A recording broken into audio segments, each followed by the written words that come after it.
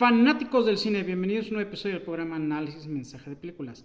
Hoy vamos a hablar de Till, Justicia para mi hijo. Vamos con todos los mensajes. De acuerdo, conozco esa cara, es de mamá, ocúpate de tus asuntos y vete a tu casa. Y pues sí, está bien poner límites de quién es la madre y quién es la abuela, pero los abuelos son un gran apoyo, así como sus consejos. Y como en este caso, de que mami estaba muy sobreprotectora por el viaje de su hijo Bob. Bueno, vivían en una época en que los blancos hacían menos a las personas de color. De hecho, apenas había pasado una tienda departamental a comprar una cartera a su hijo y le recomendaron los productos del sótano. Y hasta ella dijo, ¿a poco le haces esa recomendación a tus clientes blancos?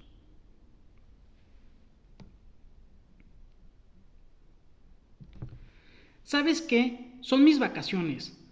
No voy a verla ahora. Dale vuelta a diario. Y bueno, qué interesante despedida de Bo al dejarle su reloj a su madre. Pues sí, hoy en día se valora tanto la productividad que mucha gente no se permite darse vacaciones, tomar días libres o tomar horas libres. O cuando lo hacen muchas veces están tratando de aprovechar ese tiempo para seguir siendo productivos. O revisando la hora en que se acaba ese descanso para regresar a sus rutinas. Y bueno, sobre advertencia no hay engaño. Mami le recordó a su hijo antes de partir que Mississippi no era como en Chicago, ya que allá aún era fuerte la segregación, que debía respetar las normas de ese lugar. Se notó desde el día que llegó que sus primos trabajaban recolectando algodón, y sí, ya no era como en otras épocas que eran esclavos, pero en la plantación los únicos que recogían algodón eran personas de color. Y bueno, todo se fue al traste en una tienda, ya que según Bobo solo reconoció la belleza de la encargada al decirle que parecía actriz de cine. No pudo o no eligió ver su incomodidad. Peor aún, al salir le chifló. En ese momento sus primos dijeron que todos corrieran al auto porque al parecer la señora fue por su arma. Y pues sí, quedaron a nada de que les disparara. Hay que saber diferenciar entre miedo y precaución. El miedo a veces es sin fundamentos o por traumas pasados que no tienen realmente relevancia en el presente. Pero la precaución es porque sabes que hay un peligro real. Aunque ya habían pasado 3 días del incidente, Maurice recomendaba que le dijeran a su padre. Los demás alegaron que si hacía eso lo regresarían a casa. Maurice advirtió, tal vez sea lo mejor. Por menos de eso aquí han matado a otros negros. No eres un blanco, Bobo, eres uno de nosotros. Y bueno, hay oportunidades que son incómodas de tomar, pero es esencial ver por un bien mayor, que ayude a la mayor cantidad de gente posible. Bobo fue linchado hasta que dejó de respirar y los blancos que lo hicieron se sintieron en libertad porque Mississippi era un estado en que esos delitos ocurrían con impunidad y eran continuos. La prioridad de Mami era recuperar el cuerpo de Bobo para enterrarlo en Chicago. Su abogado le comentó que era difícil, pero gracias a que se había vuelto un caso mediático, podrían aprovechar a algún político que necesite votos para ayudar a promover una legislación que vuelva el linchamiento en un delito federal. Y en el sentido más personal, si consiguen dicha legislación, es posible también conseguir una condena. No dejo de preguntarme por qué Dios se llevó a mi hijo, qué debería hacer ahora. Y bueno, son dos cuestiones muy diferentes. El por qué, pues no siempre es malo preguntarlo, pero hay casos como este que pues no iba a reencontrar realmente el por qué. En cambio, el para qué es que puedes hacer al respecto después de dicho evento, y una muy buena opción es la que le sugirió su abogado. Cuidado con asumir culpas que no te corresponden. La abuela estaba como Magdalena, flagelándose porque fue quien le dijo a Bobo que fuera a Mississippi con sus primos. Pero ella no tiene la culpa que Bobo no siguiera los consejos de Mami, y menos aún que en Mississippi los blancos cometían crímenes impunemente con las personas de color, ya que no hay ninguna legislación que los haga pagar por dichos crímenes. La ira usualmente es vista como una emoción mala, pero solo es negativa si no sabes gestionarla alternativamente, como de hecho es negativo cuando gestionas mal la alegría y haces promesas que no puedes cumplir o compras cosas que no podrás pagar. Para Mami fue muy traumático ver el cuerpo de Bobo, La paliza fue tal que no solo le destrozaron el cráneo, todo el cuerpo estaba lleno de moretones. Así que decidió que la velación fuera con casquete abierto.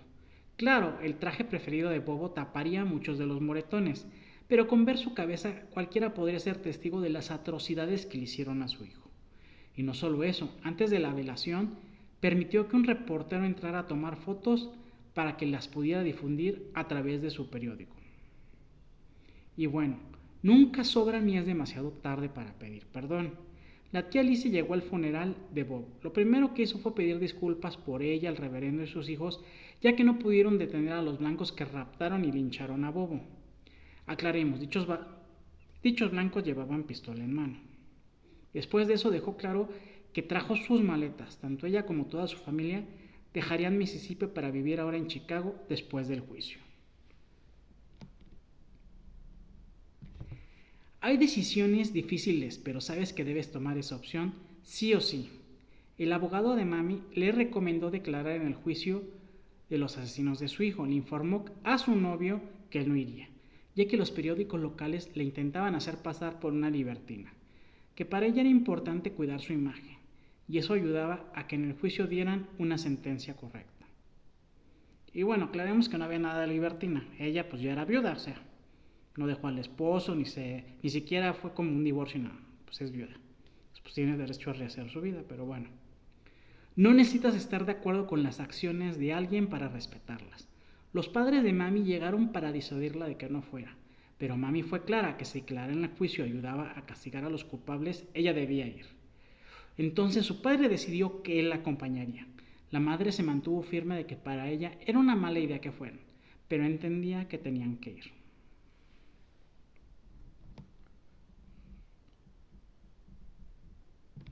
Cuando estás demasiado enfocado en algo específico, te es difícil ver más allá.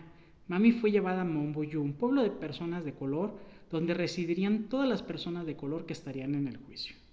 Para Monbuyu no es solo un refugio, sino también un centro de resistencia. Le ofrecieron a Mami trabajar con ellos después del juicio, para continuar defendiendo los derechos de su raza. Además le dejaron claro que sería difícil que tuviera un cierre satisfactorio en el juicio, ya que todos los jurados eran blancos, igual que los dos criminales. Mami entendió los argumentos, pero en ese momento no podía pensar en qué haría después del juicio.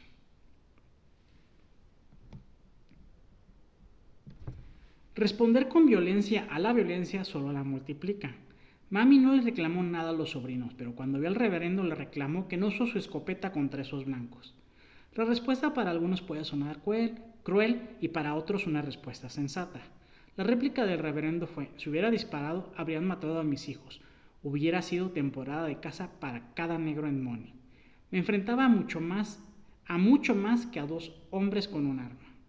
Y pues sí, haber usado la escopeta tal vez habría derribado a uno o varios blancos, pero no hubiera salvado a Bobo, pues ya que los demás blancos arrasarían con ellos. Y bueno, no puedes cambiar el pasado, pero de ti depende lo que elijas en el presente y cómo se refleja eso en tu futuro. Mami preguntó al reverendo si la razón de que abandonarían Money después del juicio sería porque declararía. Y pues sí, le explicó al reverendo que ninguna persona de color sobrevive en ese pueblo después de hablar mal de un blanco. De hecho, el reverendo fue muy valiente al dar su declaración. No se dejó amedrentar cuando un blanco gritó "Chango" y los demás blancos se rieron. El reverendo fue claro y conciso con los crímenes cometidos por ese par de blancos. Hay cosas que por muy difícil que sean, sabes que las tienes que hacer. El pueblo estaba lleno de racistas, así que el sheriff y otros blancos querían excusarse que el cuerpo no era de Bobo, que todo era inventado, ya que estaba tan golpeado que ni siquiera se podía reconocer si era blanco o negro. Tonterías, obviamente no era un cuerpo de un blanco. Pero el punto es que Mami tuvo que justificar cómo pudo identificar el cuerpo de su hijo. Y bueno, aclaremos que esta historia pues es en otra época. Al parecer pues todavía no había pruebas de ADN o algo que científicamente lo demostrara. Y entonces explicó que de niño lo cargó muchas veces y por eso palpó los pies, las rodillas, su párpado y su cabello. Que estaba golpeado e hinchado, pero eran las mismas partes del niño que había amado tanto. Y eso no fue lo más difícil. sino que cuando le tocó que la cuestionara el abogado de los blancos, intencionalmente la revictimizaron. Hasta ella sintió que habían aniquilado nuevamente a su hijo cuando hicieron esa revictimización. Y bueno, tú eliges si te victimizas ante una injusticia o si usas eso para darle una nueva dirección a tu vida. En el juicio le permitieron hablar a la señora Bryan de un supuesto atentado de un hombre de color contra ella.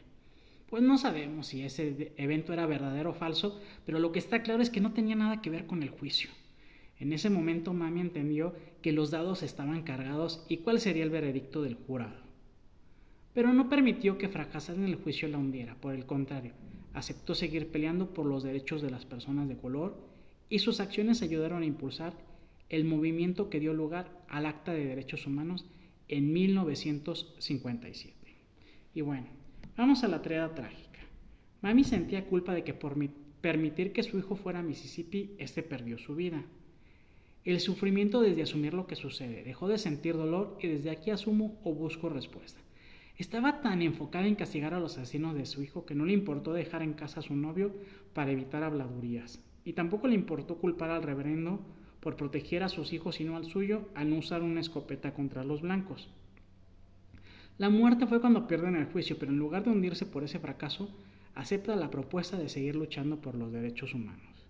Su nuevo sentido de vida fue que después del juicio se casó con el novio, se dedicó a la educación como maestra de niños y también a luchar por los derechos civiles en Estados Unidos. Y pues bueno, esto es todo lo que les tenía para el episodio de hoy. Espero que les haya gustado. Si es así, agradecer a sus likes, sus comentarios, compartir el episodio, etiquetar a quienes ustedes crean que les puede gustar y suscribirse al canal de YouTube. Bueno, les mando un fuerte abrazo, un beso y que estén muy bien.